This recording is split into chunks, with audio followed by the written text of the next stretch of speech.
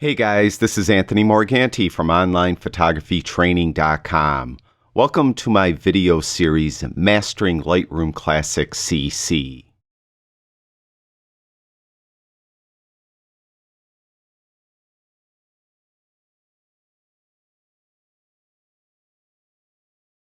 Okay, we've imported our images into Lightroom. Now we have to separate the wheat from the chaff. We have to figure out which are the images we like the most. Those are the images that we're going to process right away. And we're going to figure out which images we like the least. And those are the images that we're probably going to delete. And Lightroom offers many different ways for us to go through our images and figure out which are which. And we're going to go through all of those in this video. Now, to begin with, we're going to be working a lot with what Lightroom calls the toolbar. The toolbar is this little strip that is directly below the images. If you don't see that, hit the T key on your keyboard, T for toolbar. The T key will toggle that toolbar on and off. Also be aware that the functions and tools that are displayed in the toolbar will vary as you move from module to module, and even vary by what view you're in. So right now we're in grid view and you can see what's here. And if I change to loop view, that's the single image view, the keyboard shortcut for that is E. You can see that the toolbar changed. It has different functionality now. If I hit that G for the grid view again, you can see it changed again. And you could actually control what is in that toolbar. If you go to the far right of the toolbar, you'll see a little downward facing triangle. And if I click on that, you can see that there's different things there. And if you want one to appear, like I want the painter to be here, let's say, I'll just click on that and it added it to the toolbar. And if I click on that again and take that check mark away from painter, you can see it takes it away. So if I'm ever doing anything and I have functionality in my toolbar and you don't, and you're in the same view as me, in the same module as me, go to that little downward facing triangle and make sure that you have it included. So we have this toolbar. We need to go through our images. As I mentioned, there's all different ways we could do this. The most direct way, and maybe the easiest way, is to just add a flag to the images. There's two different types of flags. One is a white flag, and that's kind of like a keeper. We're going to keep that image. That's a good one. The other one is a black flag, and that's a rejected image. That one is one we're probably going to end up deleting. And then, of course, there is no flag at all. That is an option as well. Now, as you go through the images, there are some keyboard shortcuts to pick one of the two flags. If you want to keep an image, let's say, now first of all, I'm in grid view. I should probably not be in grid view as I do this. So I'm going to go to loop view, that single image view, and hit the E key on my keyboard. You can see down here in the film strip, I'm on the very first image. And that's usually what you do. You go to the first image and work your way through all the images. Now, let's say that I want to put a colored flag on this image. There's a couple different ways. I mentioned there's those keyboard shortcuts, which really is the easiest way. The other way is you could go to the toolbar and just do it right here. You could see there's the keeper flag right there. That stands for pick. So now when you look at the film strip down here and you look in the corner of the image, you see it has a white flag. That means that's a pick. If I didn't want the white flag, the other flag is that rejected flag right there. So I'm setting it as rejected. So I click on that and you could see that it has that little black flag on it. Now, if you want to remove the flag, it doesn't matter whether it's a white flag or a black flag, hit the U key on your keyboard. That stands for unpick. So we're unpicking it. Now, I mentioned it's a lot easier with keyboard shortcuts. To put a white flag on your image, that's a pick. So you hit the P key, P as in pick, and that will give you that white flag. On the other hand, if you want to reject the image, just hit the X key on your keyboard to reject the image and you'll get that black flag. And again, if you want to unpick it, hit the U key.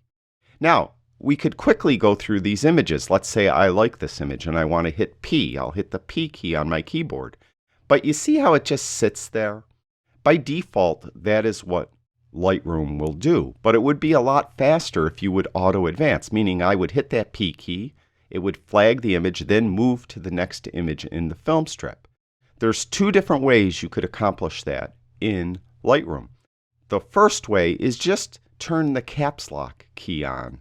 So I have caps lock on now, and when I hit the P key, I'll automatically advance to the next image. So I could keep doing this by hitting either P or X, or if I'm undecided on an image, let's say I'm undecided on this, I could hit the U key to make it an unpick, and it will move to the next image, or I could just use the right arrow key on my keyboard and just keep moving throughout the film strip, or of course I could take the mouse and just click on an image if I prefer.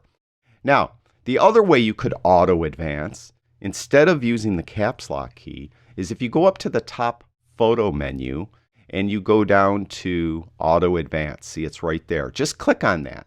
And what it did is it has that active. You can see that check mark next to it. So now we have auto advance turned on. So I could easily go through these very quickly. It will auto advance through all the images, and that's an alternate way of doing it instead of pushing in the caps lock key. So use whichever is best for you.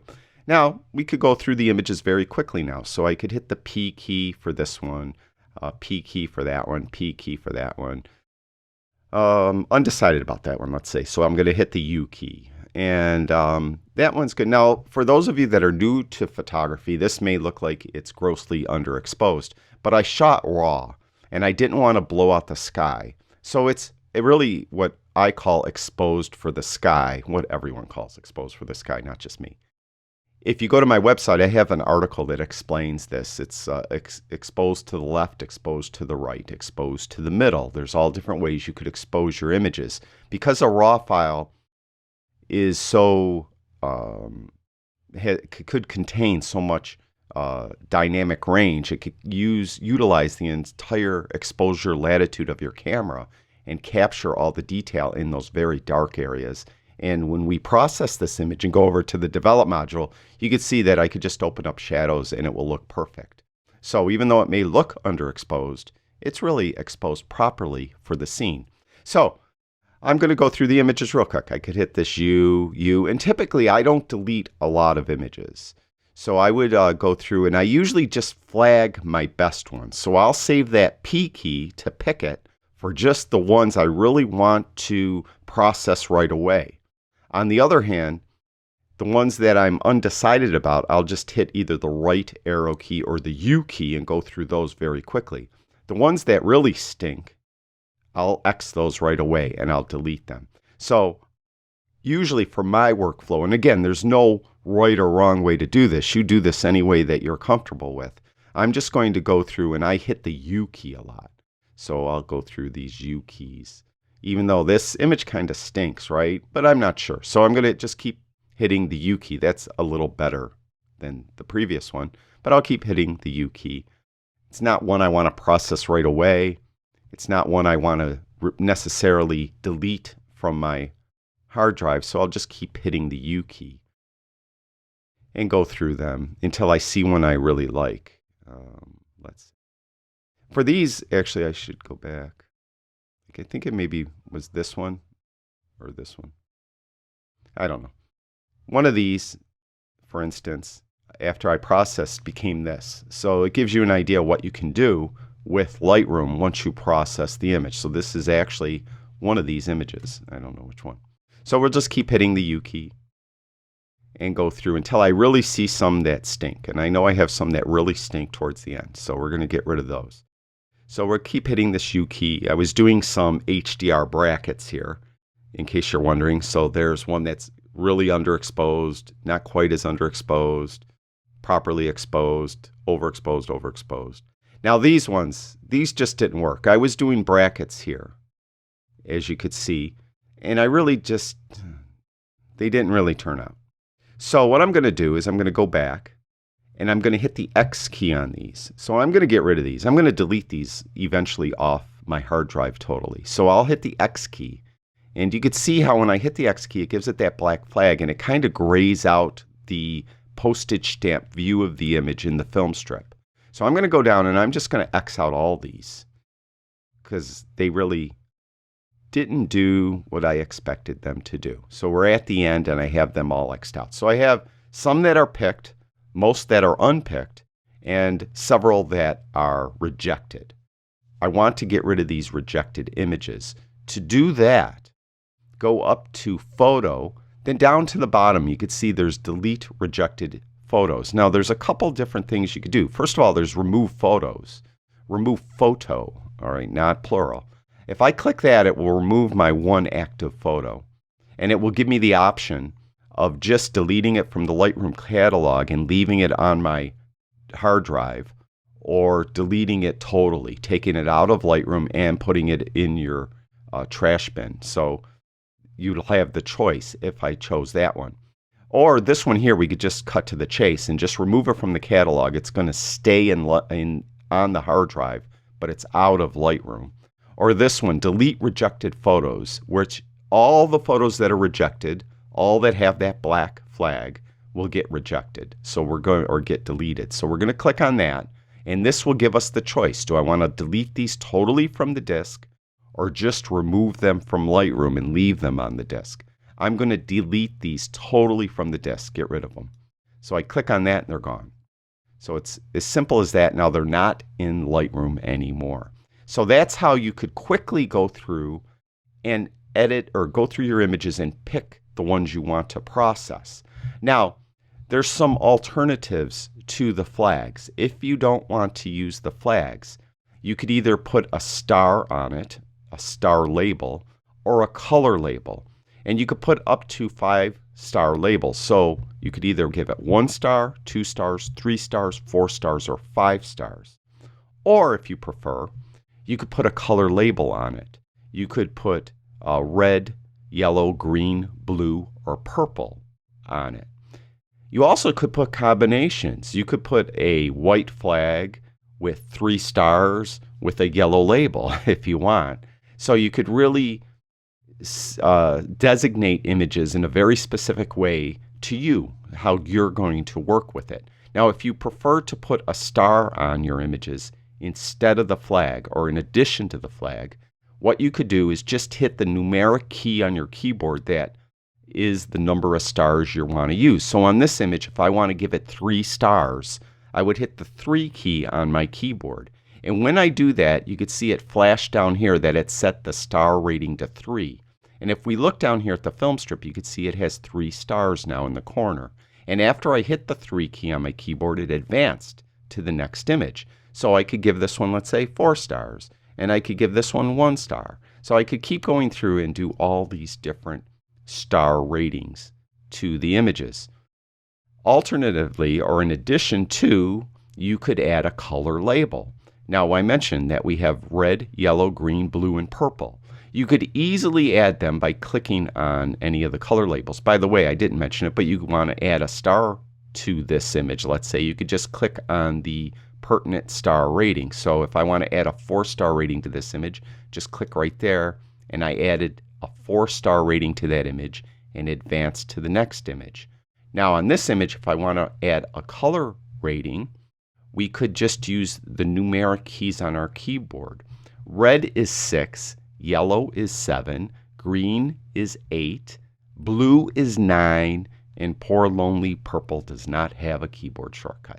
So if you want to add purple to your image, you have to click here, or you have to go up to the top menu, which I believe is under library, and set filter, or not filter, where is it? I never do it. Yeah, it's under the photo menu. It's under set rating, no, set color label right there, purple. And we could do it that way. Sorry about that.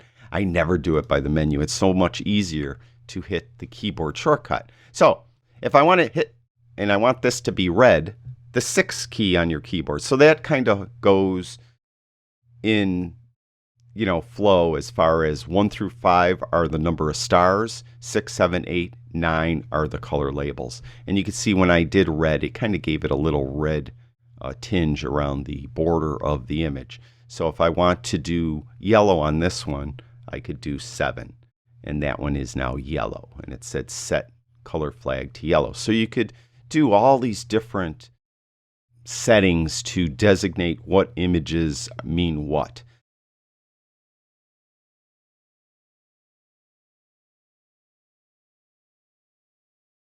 You don't have to use these flags, star ratings, and color labels just for sorting your imported images. You could use them for other functions. For instance, if I sold an image and I want to designate images I sold against images I didn't sell, I could give the sold images a star rating, let's say a 5, or give them a color label of yellow or something like that. And that just means to me, and only I would probably know this, is that anything with a yellow label is an image I sold. So something like that. So you could go through and give the images either the flag, the star rating, or the color label for whatever reason you want it. Now, the reason why you might want to do that, there are sorting options so you could help you find these images later. So if you want to find all the images you sold, the images that contain a color label, you could go down here and see where it says filter, and it's kind of grayed out. If I click on this one, this is just going to show the images that have the pick or white flag label on them. Next to it, if I click on that, that is showing the picks and the unpicked images. If I click the next one, it will show all three. So it's basically showing everything. If I want to undo these, just click them again, and we're undoing them. So be aware of that. A lot of people get confused about this sorting. They click on, let's say, their picks. Then they'll click on a color label. They want to look at the ones that are color labeled yellow. And when they click on it, they're not getting anything because they're actually getting the ones that are picked and have a yellow label instead of just one or the other. So be aware that you have to kind of turn the one off to turn the other one on. So if I just want to see yellow label now, I could do that. And it's very easy to kind of find images. So in your sorting process, if you have images you sold with a yellow color label, it's very easy to find them right here. You also could use the drop down and do some other sorting that we're going to get into that in a future video when we talk more about finding and sorting things in your library. That's a little beyond what we're doing in this video right now. So we have these images kind of labeled the way we want them, and maybe there's some that are very close, and we want to figure out which one's the best. There's a couple different functions in Lightroom that allow you to kind of compare images. Now, I mentioned in previous videos that there's different views. We have grid view right here on the left, and this shows all your images in a grid. We have loop view right here, which is that single image view. Next to that, there's this XY view. That's compare view. And the best way to utilize this is to select all the images first that you want to compare. Now, I have these images right here at the beginning that are all kind of similar. They're all taking on the back steps of the Buffalo History Museum. There's this statue of Abraham Lincoln, and there's a little pond, they call it Mirror Lake, in the background. So that's all very similar images, and I want to compare them all to each other and see which one's the best. So I'm going to click on one here, and I could select them all by going to the last one I want to compare and hold the Shift key in, and that will select them all in the film strip. If they're not in a row like this, what you could do is click the first one that you want to select, and then hold the Command or Control key in. The Command if you have a Mac, Control if you have a PC, and then just click on the subsequent images you want to select that may not be in a row. Now again, I am going to just select these right in a row here. So I have those all selected. Now I want to go to compare mode. You could click right here, or you could use the C key on your keyboard and you'll go to compare mode.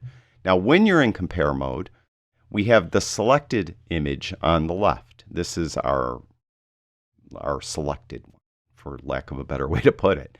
The candidate is on the right. Do I like this one or this one better? So you're basically going to select them or compare them two at a time and determine which one's the best, with the current best one being on the left-hand panel. So this is my selected image. Do I like it better than this one? No. Yes, I do. I like this left one better than the right one. So I could just hit the right arrow key and it will go from the film strip to the next image and show it over here as the candidate. So there's that one. I still probably, I don't know, I think I like the candidate better because the sky isn't as blown out as this one. So I want to get this one over here because this is now my new selection. If I go over to the toolbar, I could trade the places with this key here, or I could just simply move it over right here with this little icon. So I'm going to click there, and it put it over here, and it went to the next image over here on the right panel. Now, which one do I like better, the left one or the right one? The right one has a more kind of wider view. I kind of like that one, so I'm going to switch it. So I like that one. And we went through all our images already. So this is our selected image. Now, one thing, if I go back again, if you zoom in by clicking on the image, you'll zoom in equally. So you could kind of compare focus and see which one's sharper. And you could drag them around and they'll drag around equally like that. What you also could do is if you go to the navigator up here in the top left-hand panel, if you don't see it, click on that little triangle to open it. And you could grab this little square and drag it around. And look, at the pixels of your image and see which one is the sharpest and which one you may like best. Click on any of the images again and you'll zoom back out. So you've determined that you like this one the best. So to get out of compare view, just hit either G for grid view or E for loop view. And when you do, you'll open up into loop view when I hit the E key with the image that I like the best out of these 7 images selected or displayed. So that is compare. That's how you could compare one image to another. Now, another way you could do it is use what Lightroom calls survey mode. You could look at more than one image. We could look at all 7 of these images at one time. Select them all again. I have them selected. Let's get into survey mode. You either could click right here or use the keyboard shortcut N. I'm not sure why it's N, but you'll see them all. Okay, so I see all my images here. All right, this one here that I'm real close up to Abraham Lincoln's back, I don't like that one. So I want to get rid of it. So basically, when you're using survey mode, you're looking at you're trying to find the worst one, and you're getting rid of the worst one. So this is the worst one in my mind, so I'm going to click X. So that one's gone. Now you can see they repositioned and enlarged a little bit. All right, this one's sky is a little bit blown out, so I'm going to get rid of that one.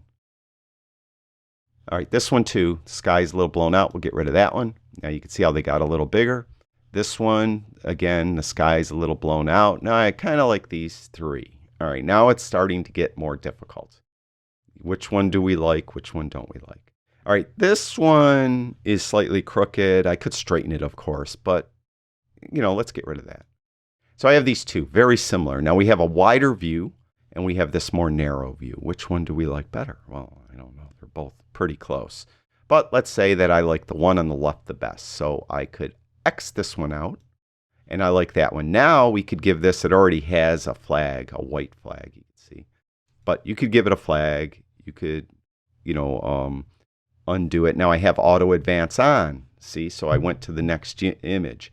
That's sometimes why I don't like auto advance on up here. I like this off.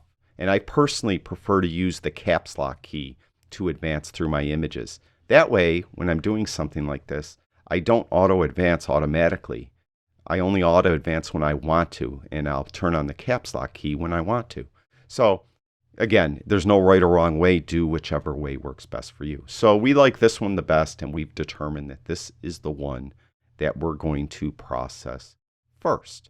So that's all different ways you could mark your images for whatever reason. In this case, usually for culling, for the ones you want to process first, and the ones you want to delete totally, and then the ones in the middle that you're undecided about. What I've found is sometimes my best images don't strike me right away, meaning I've taken, in this case, 60 something images, and when I went through them all, I deleted maybe a dozen of them, but of the other 50 something images, there are a couple that I really like. But then a week later, 2 weeks later, I find one, how'd I miss that one? And it looks better to me. And often that's my most popular image. So always revisit your folders weeks, months, years later, and you'll be surprised that you'll find some gems that you didn't catch the first time around. Now, one little tip I want to give you, a couple little tips before we end this video. When we're looking at our images, sometimes it's difficult to really tell if the image is any good because the screen is so busy. We have these panels. We have the top panel where it says Library Develop. We have the left and right panel, and we have the bottom film strip. If you want to just temporarily remove the panels so you could see your image all by itself, there's 3 different ways you could do that. The first way is to hit Shift-Tab. So hold the Shift key in, hit the Tab key on your keyboard, and you're closing down all those panels and you're seeing your image all by itself. Hit Shift-Tab again, and you bring those panels back. Another way you could do it is you could hit the L key on your keyboard. We call that lights on or off, or lights dim. Let me explain. Hit the L key once, and we call this lights dim. You can see how it kind of dimmed those panels. They're still there, but they're dimmed out. Hit the L key a second time, and that's lights out. Hit the L key another time, and we're back where we started. So lights dim, lights out, then lights on. So that is the L key. The other way you could look at your image without distractions is hit the F key on your keyboard for full screen. Hit the F key and we see our image in full screen. And that's the way I usually do it. Kind of enlarges the images to fill the screen and you get a better look. Then you could hit the F key again and you're back to this view. So that will help you, hopefully, better look at your image without those distractions of the panels bothering you and maybe obscuring what you see. Another recommendation I can make real quick, I just thought of, is the color of this border. If you right-click on the border, a little menu pops up, and you can see how you could go from white to a light gray, to a medium gray, to a dark gray, to a darker gray, to a black. A lot of times, especially with colors, it's difficult to really recognize that maybe the image is too saturated or maybe not saturated enough if you're using one of the borders at the extreme, meaning a very white or light gray border or a black border. It's much better to use one of the middle grays. So right-click on the border and pick either medium gray, dark gray, even darker gray. Any of these 3 would probably work. Usually I keep mine on dark gray. That's very neutral and it won't adversely affect your eyes in such a way that you're not seeing the colors in a true relationship to each other, for lack of a better way to put it. So make sure, again, that you use this border, put that at the correct shade of gray, basically, so that you could see your image in its best light. So that's a lot of different ways. You could sort images. You could put flags on your images. And while I'm thinking of it, I want to show you one more thing. Sorry. If you look up here, when we import our images, we're in this catalog view of previous import. When you're in this view, that's fine because a Lightroom will automatically go to this view so you could see your import. Well, when you're in this view, if you want to sort these in a custom order, you won't be able to. Meaning, if I want to take this image and I want to drag it over here so it's right after this image or between these 2 images, I can't do that. I'll get this warning. The currently selected source does not support custom order. Well, what we could do is go to the actual folder that contains the image. Now I know it's this folder right here. If you have about a bazillion folders, it might be difficult to do that. So what you could do is just right-click on the image, and then what you go to is go to folder in library right here. Click on that, and you'll go to the actual folder that contains the image. Now, if I want to take this image and drag it so it's between these two images, it will. So I could actually custom sort these images very easily when I'm in the folder view. Now, one thing too, by default, when I imported these images, you see it's just showing these dates. You may remember that I had parent folders here. I had Buffalo History Museum for this one, and for that one, I probably had Buffalo Zoo. I don't remember. So what you could do is if you want to see those parent folders displayed over here on the left-hand panel, right-click on one of the folders, in this case, this folder right here, and go to Show Parent Folder.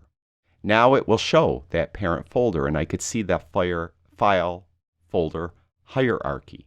Do that for this folder as well. Right-click, go down to Show Parent Folder. So now I see this hierarchy.